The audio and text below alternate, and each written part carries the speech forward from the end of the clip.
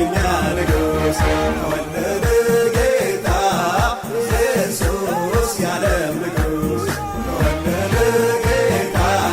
ኢየሱስ የኛ ንጉሥ